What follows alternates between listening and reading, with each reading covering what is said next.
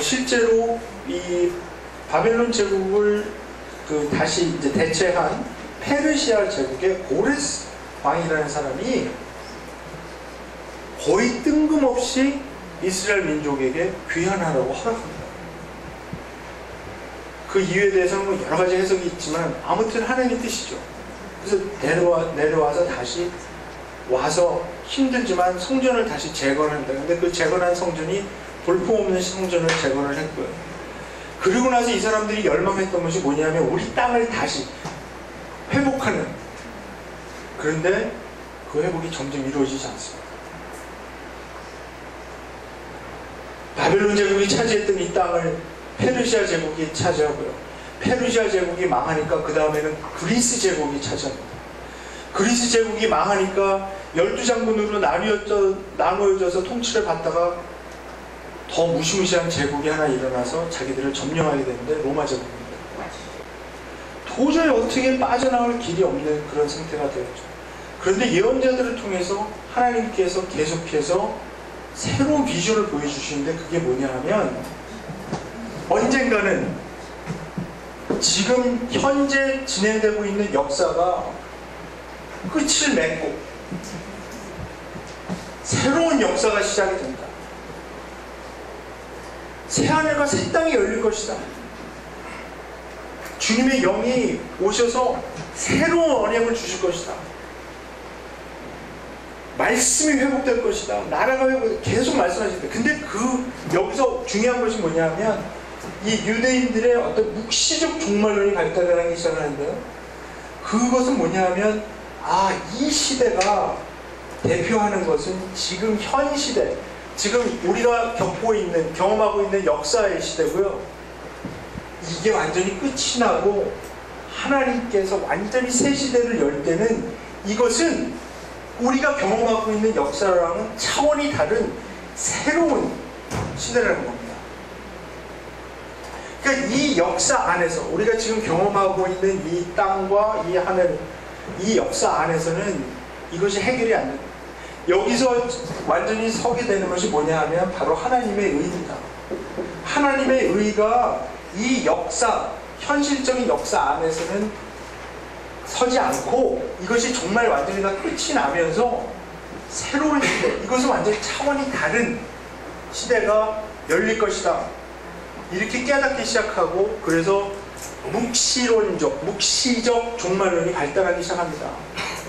그래서 이제 1세기경에 바울 같은 사람은 이러한 묵시론적인 그 종말론에 아주 깊이 들어갔던 사람이고, 그래서 이 구시대가 완전히 끝나고 새 시대가 시작이 되는데 이 새 시대에서 보여주는 눈으로 볼 수 있고 경험할 수 있는 중요한 그 역사가 뭐냐 하면 성령께서 물 붓듯이 부어주실 것이다.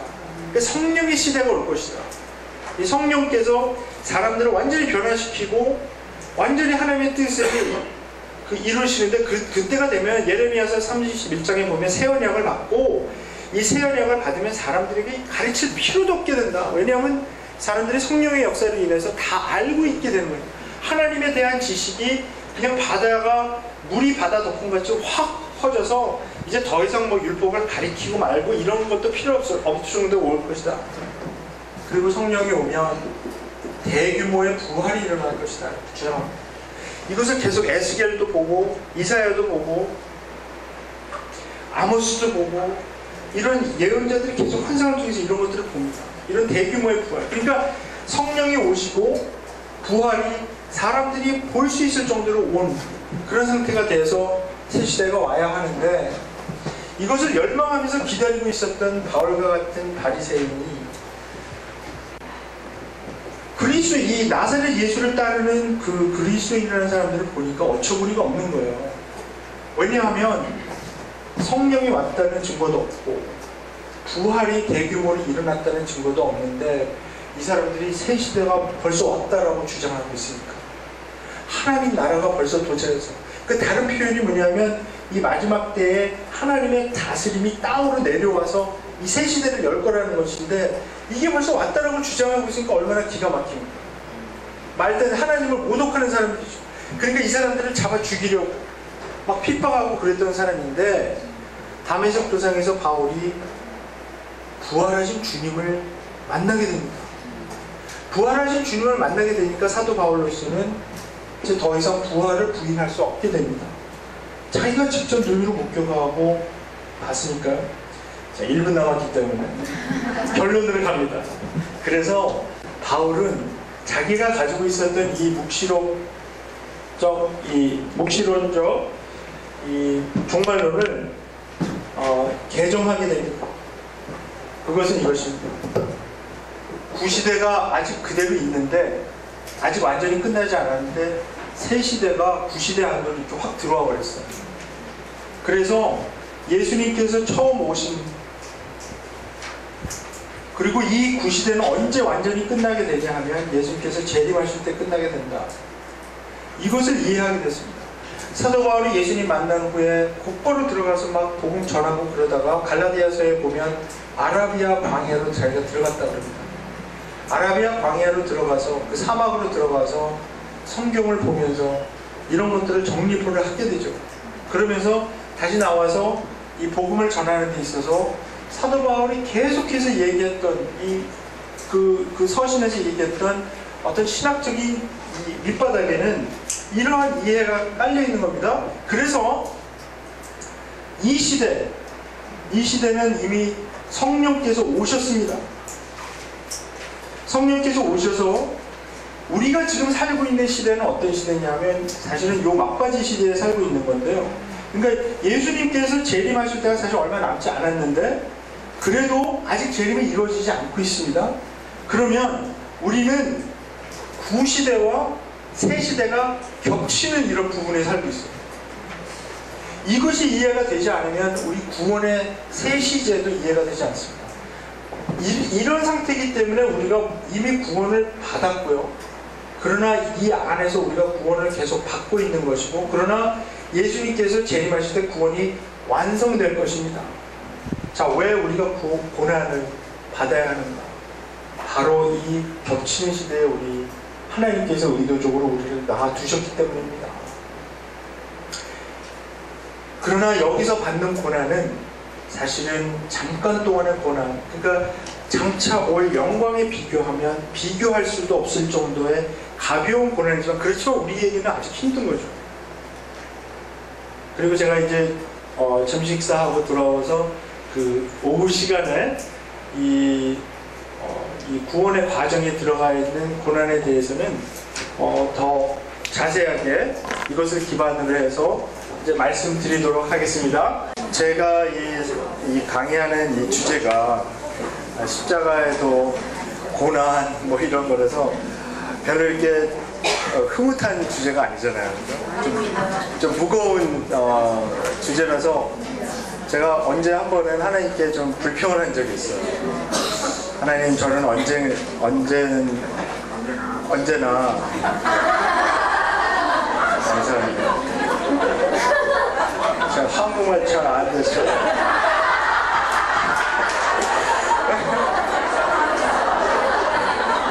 저 어떤 때 답답하시죠?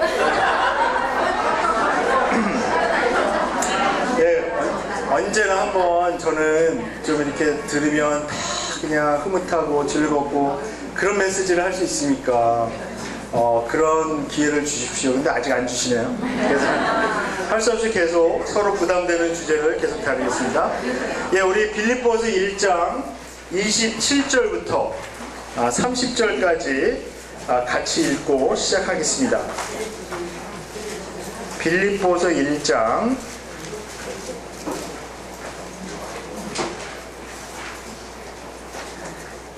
27절부터 30절까지 교독하겠습니다. 오직 너희는 그리스도의 복음에 합당하게 생활하라. 이는 내가 너희에게 가보나 떠나 있으나 너희가 한 마음으로 서서 한 뜻으로 복음의 신앙을 위하여 협력하는 것과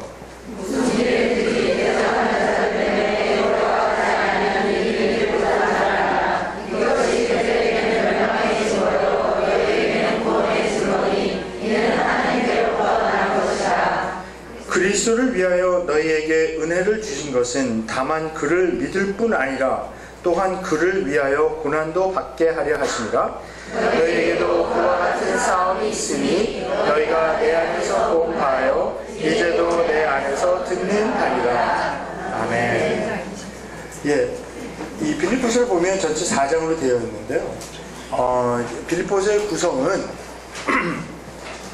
이제 1장 1절부터 11절까지는 그 이제 발신자 또 수신자 그 편지를 보내는 사람 받는 사람 그리고 인사가 들어가 있고, 이제 3절부터는 이 빌립보 교인들을 위한 어떤 그 감사 기도가 시작이 됩니다.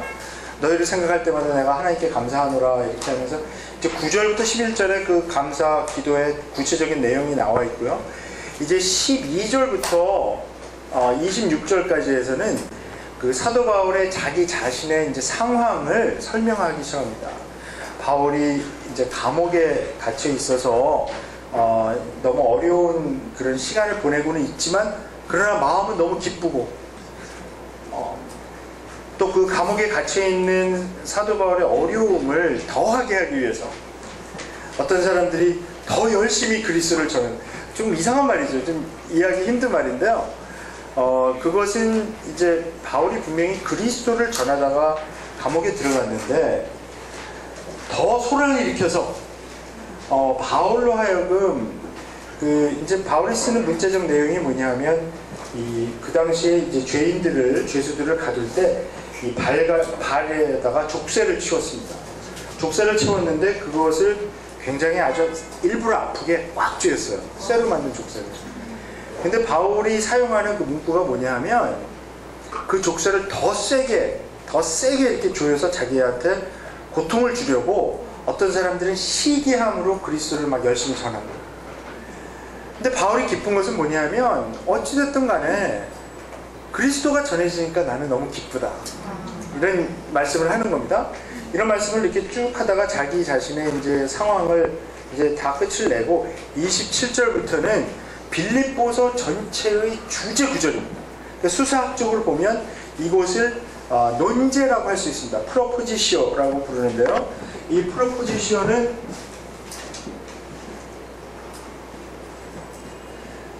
그 수사학적으로 사도 바울이 이 빌립보서 전체를 통해서 말하고자 하는 것이 요약돼서 아주 핵심적으로 나와 있는 부분인데, 바로 그래서 27절에 오직 너희는 그리스도의 복음에 합당하게 생활하라, 바로 그겁니다. 그게 가장 중요한 이 사도 바울의 메시지입니다. 그런데 사도 바울이 이 복음에 대해서 사용할 때, 이 복음이라는 말을 사용할 때 항상 보게 되면 그냥 복음 이렇게 얘기하지 않고요, 항상 그리스도의 복음, 하나님의 복음, 하나님의 아들의 복음, 또 나의 복음, 항상 이런 식으로 형용사를 앞에서 붙여서 얘기합니다. 그 이유는 그 당시에 바울이 전했던 복음보다 더 먼저 있었고 유명한 복음이 있었기 때문입니다. 그것은 바로 로마의 복음, 황제의 복음이었죠. 그래서 사도 바울이 여기서 무슨 이야기를 하고 있는 거냐 하면 오직 그리스도의, 이것을 제가 만약에 번역한다면 오직 그리스도의 복음만 합당합니다. 다른 복음 따라가지 말고, 다른 복음은 그 당시에 성공을 보장해주는 복음입니다. 그 당시에 잘 나갈 수 있는 복음이고요. 어딜 가나 사실 복음이 있죠. 미국에도 복음이 있고요, 한국에도 복음이 있고, 강남에도 복음이 있고. 강남의 복음이 뭡니까? 여기 더 사시니까 더 잘 아시겠죠. 그러니까 그런 다른 복음에 현혹되지 말고 오직 그리스도의 복음에만 합당하게 생활하라.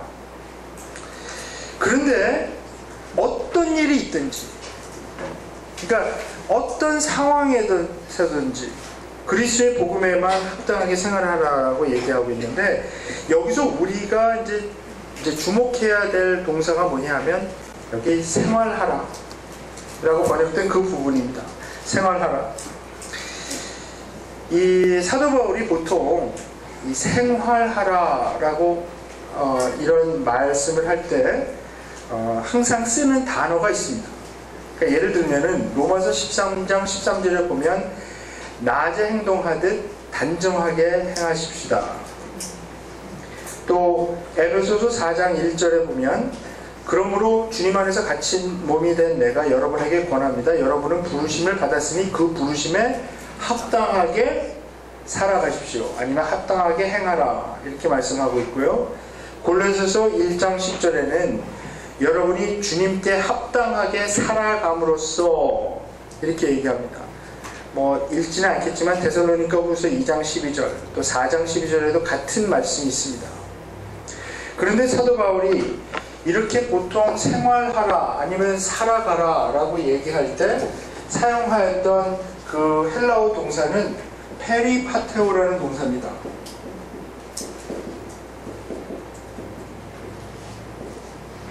이 페리파테오라는 동사는 문자적으로 걷다라는 뜻을 가지고 있습니다. 그런데 왜 그럼 이 사람들은 그 당시에 사도 바울이나 그런 유대인들은 사실 이 걷는다라는 의미를 생활한다, 살아간다라는 의미로 사용을 했거든요. 그 이유는 뭐냐면 히브리어에 할락이라는 단어가 있는데 이 할락이라는 이 단어가 이 걷는다라는 뜻이에요. 문자적으로요. 근데 히브리어에서는 이 걷는다라는 의미를 그 생활한다, 살아간다, 율법에 맞추어서, 율법의 스텝에 맞추어서 생활한다라는 의미로 썼어요. 그러니까 율법이 가르쳐주는 대로 그 율법이 가르쳐주는 걸음걸이로 맞춰서 걷는다. 그러므로 그게 바로 살아간다, 생활한다라는 표현으로 썼거든요. 그래서 이 할락의 이 명사형이 되는 할라카 이렇게 되면 이것은 무엇을 의미하냐면 율법 조항을 의미해요. 그러니까 율법을 지키면서 살아가는 어떤 그 조항들, 그 명사를 의미합니다. 그래서 사도 바울이 항상 이 생활한다, 살아가라 이런 이야기를 쓸 때는 항상 이 율법과 관계된 이 할락에서 나온 이 걷는다라는 의미로 사용을 했는데 여기 오직 빌립보서 1장 27절에서는 다른 동사를 사용합니다. 어떤 동사를 사용하고 있냐면 폴리튜오마에,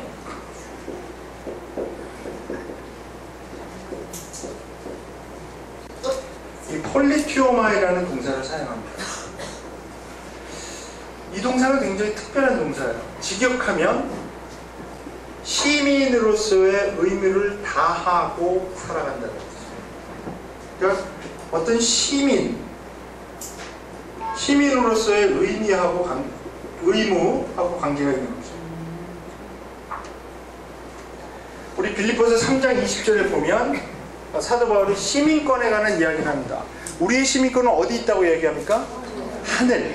하늘에 있다라고 얘기하죠. 그 시민권이 헬라어로는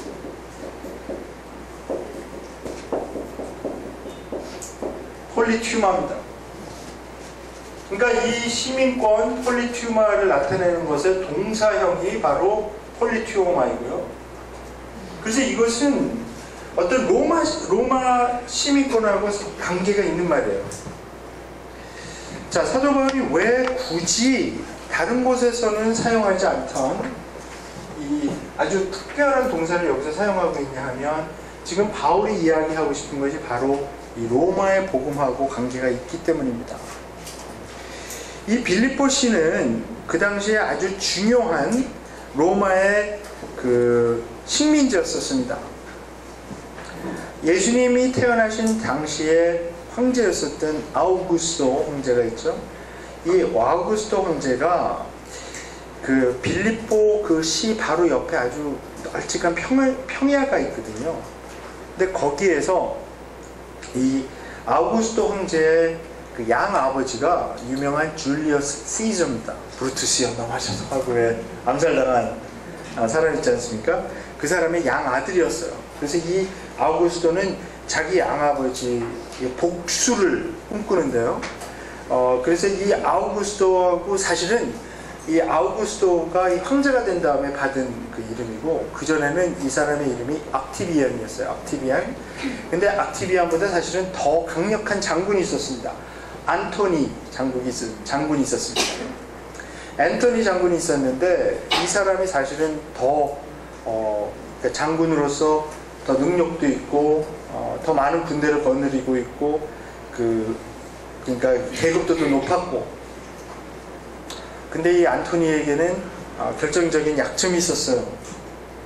여자를 좋아했어요. 그래서 이집트의 여왕인 클레오파트라와 사랑에 빠집니다. 이거 클레오파트라 같은 영화 같은 데 보면 다 나오는 내용이에요. 사랑에 빠지면서, 근데 뭐 그냥 개인적으로 좋아해서 빠졌던 그 설도 있고, 또 이집트 제국 그곳의 군사력을 또 자기가 장악하기 위해서 빠졌다는 설도, 여러 가지 설이 있지만, 아무튼 클레오파트라하고 이 안토니 장군하고 연합군을 구성을 해서 이 악티비안 장군하고 아주 유명한 해전에서 붙습니다. 근데 져요. 이 안토니 장군이 져요. 그래서 이 악티비안이 이제 정기를 잡는데, 아직도 자기 아버지를 암살한 그 적들이, 그 장군들이 있는데, 그 적들하고 결정적으로 이 빌립보 평야에서 대규모 전쟁을 벌이는데, 거기서 아우구스토, 그때는 이제 악티비안 장군이었죠. 악티비안 장군이 이기게 되면서 이 빌립보 시를 중요한 식민지로 만듭니다. 왜냐하면 이제 지형을 보게 되면 이 빌립보 시를 장악하고 있다는 것은, 거기서 한 10마일 정도 떨어진 곳에 니오폴리스, 우리 사도행전에도 나오는데요. 니오필로스라는 아주 중요한 항구가 있어요. 그래서 그 항구를 통해서 그 당시에 이제 로마 제국의 아시아 지방이라고 하는 그곳으로 나아갈 수 있는 아주 중요한 군사적인 요충지고, 또 고대로부터 여기에 로마 사람들이 아주 중요한 하이웨이, 고속도로를 이렇게 쭉 졌는데, 그것을 이 빌립보시가 관통하게 돼 있었습니다. 그래서 여기가 굉장히 군사적으로, 또 항구가 가깝고 그 아시아 지방의 상권을 장악할 수 있는 아주 중요한 항구가 또 있었기 때문에 경제적으로도 굉장히 중요한 도시였었고요. 그리고 이곳에서 불과 한 2, 3마일 떨어진 곳에 그 당시에 아주 중요한 금광이라는 산이 있었어요. 그래서 경제적으로도 여러 가지로 중요했기 때문에 이곳으로 퇴역한 군인들, 로마의 그 군인들을 많이 이주를 시키고, 또 그 당시 빌립보시에서 원래 살고 있었던 이분들에게 로마 시민권을 제공했어요. 빌립보시는 로마 제국의 수도인 로마에서 800마일이 떨어졌어요. 그러니까 1200km나 떨어져 있는 굉장히 멀리 있는 이 그리스의 북부 지방에 있는 도시입니다. 근데 이렇게 멀리 떨어진 곳에 있는 사람들에게 그 빌립보시에 있는 상당히 많은 사람들, 아마 대부분의 사람들, 거의 60%에서 70% 정도 되는 그곳에 원래 머물고 있었던 그 노예들은 빼고, 약간 중간계층 이상 사람들에게는 시민권을 다 줬거든요. 이거는 이 빌립보 사람들이 굉장히 자부심을 가지는 거예요. 요즘은 뭐 많이 좀 거품이 빠졌지만, 그래도 얼마 전까지만 해도 미국 시민권 가지고 있으면 막 폼잡고 다닐 때가 있었어요. 막 이렇게 막 괜히 힘주고 다니고 이럴 때가 있었어요. 근데 요즘은 이제 하도 테러 위험이 있고 이래서 오히려 좀 조심하죠. 그냥 미국 여권 이렇게 막 함부로 막 이렇게 하지 않습니다. 근데 한동안 제가 여행하면서 보면, 불과 몇 년 전까지만 해도 미국 사람들이 이렇게 이런 공항에 검색대를 지나가고 이렇게 뭐 입국 심사 받고 이럴 때 보면 막 거만함, 교만함 보였어요. 너무 막 거들먹거리면서 알죠. 자기가 미국 시민이라 이거죠. 무슨 상관이 있다고 이제 막 그러는데, 근데 제가 안타까운 것은 이런 거예요. 그냥 이거는 과학적인 게 아니고, 제가 그냥 이렇게 그냥 느끼는, 감정적으로 느끼는 건데요. 한동안 제가 느끼는 게 한동안 그 한국 여권 이렇게 초록색으로 돼 있는 거 있잖아요. 그거를 가지고 다니는 분들이 제가 이제 여행을 많이 다니기 시작하면서 처음에 봤는데 좀 약간 주눅이 들어있는, 그러니까 한국 여권 가지고 이런 입국 심사하고 다니고 이러는 분들이 약간 아무래도 이제 언어도 좀 문제가 있고 그래서 그런지 몰라도 그런 걸 많이 느꼈어요. 제가 뒤에서 이렇게 기다리면서 이렇게 보면 한국 여권 이렇게 주고 그러면서 약간 그 주눅이 들어있는 그런 느낌을 받다가, 그러나 뭘 또 느꼈냐면 2000년대 중반쯤 이렇게 지나가면서는 뭘 느꼈냐면 굉장히 한국 사람들이 더 당당해져. 그런 느낌. 특히 젊은이들이 아주 당당하게 한국 여권 이렇게 딱 내밀고, 그러니까 중국 들어가고 이럴 때 보면 굉장히 당당해요, 한국 분들이. 근데 이제 미국 들어오고 이럴 때 보면 약간 좀 주눅이 또 들어있고. 그러니까 이게 그러지 않아도 되는 건데 괜히 그러지 않습니까? 근데 너무 안타까운 게 요즘 지난 한 2, 3년, 수년간은 한국 사람들이 또 약간 또 주눅이 들어있는 느낌이에요. 제가 그냥 느낌이에요. 그래서 그러지 않았으면 좋겠어요. 그러지 않았으면 좋겠고, 그냥 이 여권 자기가 한국 사람이라는 걸 자랑스럽게 생각을 해야죠. 자랑스럽게 생각하고 어디 가서 뭐 꿀리고 그럴 거 전혀 없어요. 당당하면 되는 거거든요. 근데 조금 이렇게 뭐라 그럴까, 나라에 대한 자부심이 요즘 없어졌나 하는 그런 생각이 참 좀 들어서 마음이 안타깝고 그렇습니다. 1세기경에 로마 제국의 시민권을 가지고 있다는 것은 우리가 상상을 초월할 정도의 특권입니다. 예를 들면 예수님이 만약에 로마 시민권을 가지고 있었다면 절대로 십자가형에 처해지지 않았을 것입니다. 로마 시민은 법적으로 금지가 되어 있었어요. 로마 시민은 아무도 십자가형에 처할 수가 없어요. 로마 시민권을 가지고 있다는 얘기는 뭐냐면 어떤 재판을 받더라도 마지막 순간에 중요하게 쓸 수 있는 하나의 그 권리가 있었어요. 그것은 뭐냐면요, 나는 황제에게 직접 재판받겠다. 이 말 한마디 하면요, 로마 시민권을 가진 사람이 그 말을 하면 그건 어떤 조건, 어떤 환경에 있었든지 무조건 로마로 데려가야 돼요.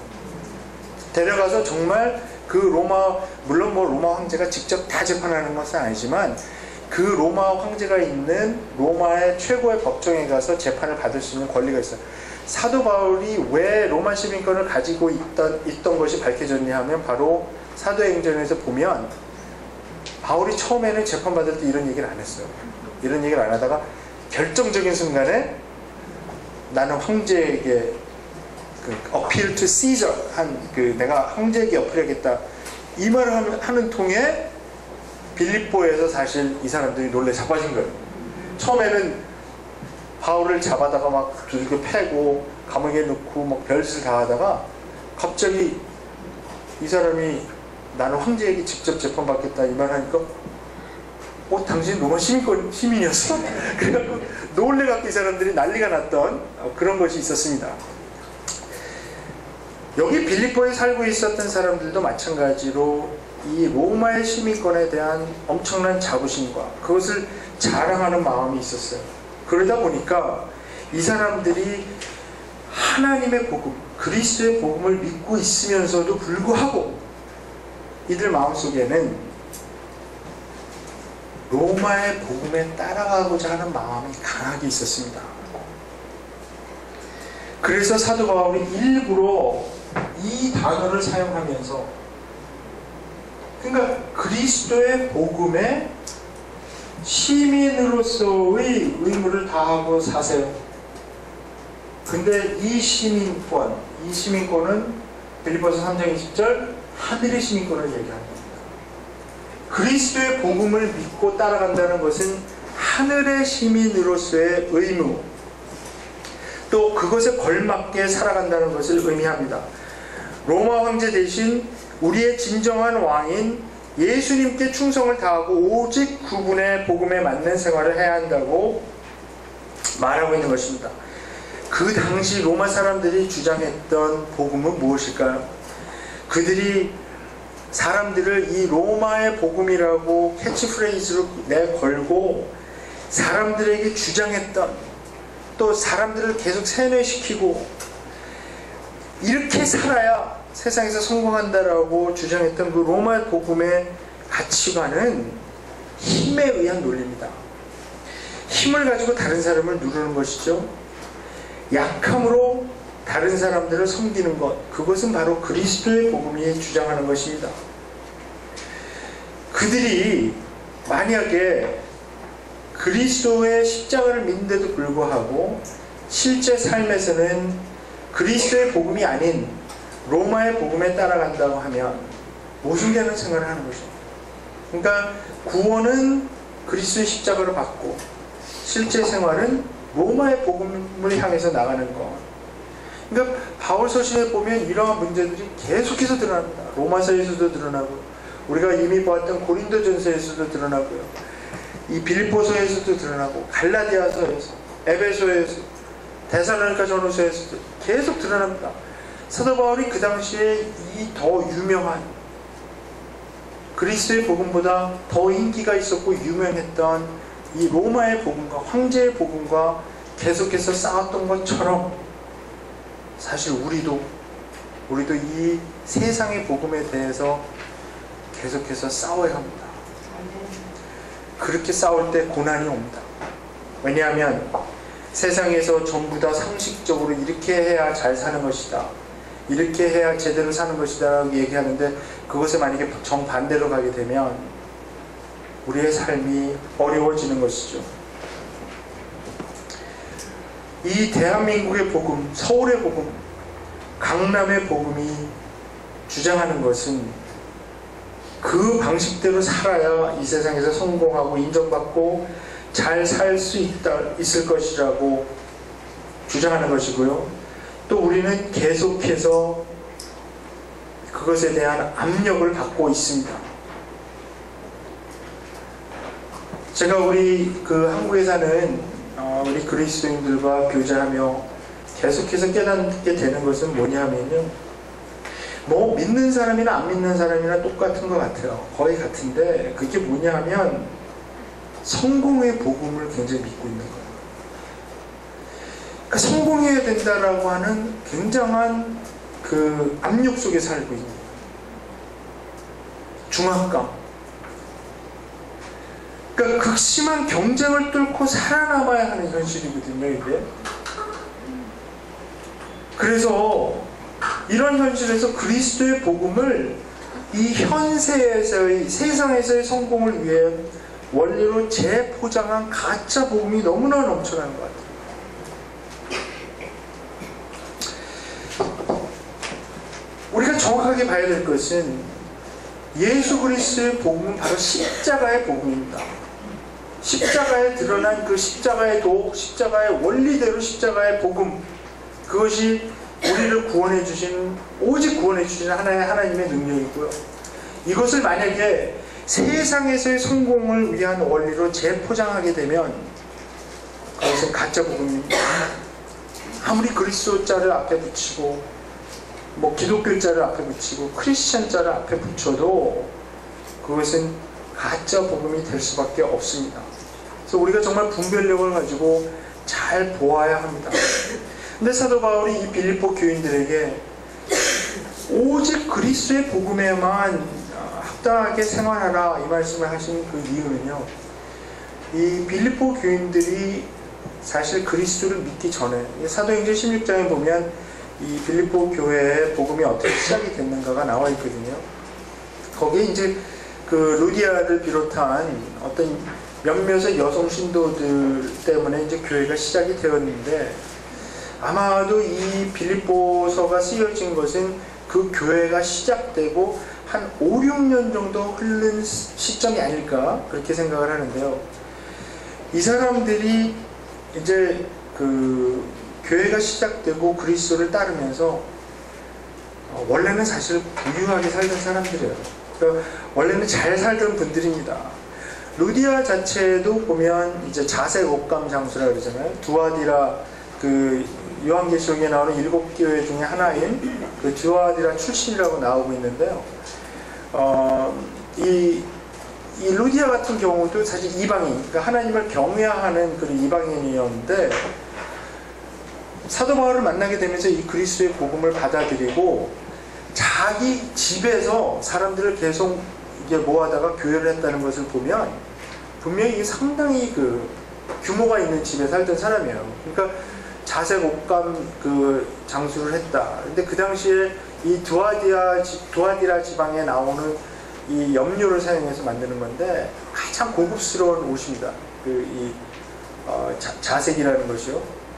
그래서 상당히 이제 재력도 있고 부유한 그런 그 비즈니스 워먼이었는데 우리가 그 5, 6년간에 어떤 일이 있었는지를 아는 것은 뭐 좀 불가능하지만 추측해 볼 수 있는 것은 사도 바울이 자꾸 이 빌립보 교인들한테 무슨 얘기를 하냐면 너희도 나와 같은 싸움을 지금 싸우고 있다. 너희도 지금 같은 고난을 당하고 있다. 지금 바울은 그리스도를 전하다가 감옥에 들어가 있습니다. 이들에게 같은 어려움이 있고 같은 고난이 있고 같은 싸움을 싸우고 있다는 얘기는 뭐냐면 그리스도를 믿는 그 믿음 때문에 그리스도의 복음을 따라가려고 하다가 이 사람들이 값을 치르고 있는 거예요. 그러니까 그전에는 부유하고 잘 살고 있고 또 이 빌립보라는 도시가 워낙에 또 상당히 부유한 도시고 또 로마 제국에서 굉장히 경제적으로도 밀어주고 있는 도시였었기 때문에 여러 가지 그 혜택을 볼 수 있거든요. 지금도 사실 2000년이나 지났지만 그 2000년 전에 빌립보시의 형태가 상당 부분 그대로 보존이 되어 있어요. 그래서 그리스에 가시면 꽤 잘 볼 수가 있습니다. 꽤 잘 볼 수가 있는데 이제 90% 정도는 아직 이제 땅 밑에 묻혀 있고요. 한 10% 정도가 거기 이제 바깥으로 이제 발굴이 돼서 드러나 있거든요. 근데 그 당시에 이제 그 어떤 도시의 규모를 알기 위해서는 아고라라는 것이 있습니다. 아고라는 뭐냐면 이 타운 스퀘어 같이 이렇게 그 도시의 중심되는 것을 직사각형으로 이렇게 만들어 놓은 사람들이 모일 수도 있고 또 거기서 여러 생활을 하는 그런 곳이 있었는데 그 규모를 보면 그 당시 이 도시가 어느 정도 살았던 도시인가 그걸 알 수 있는데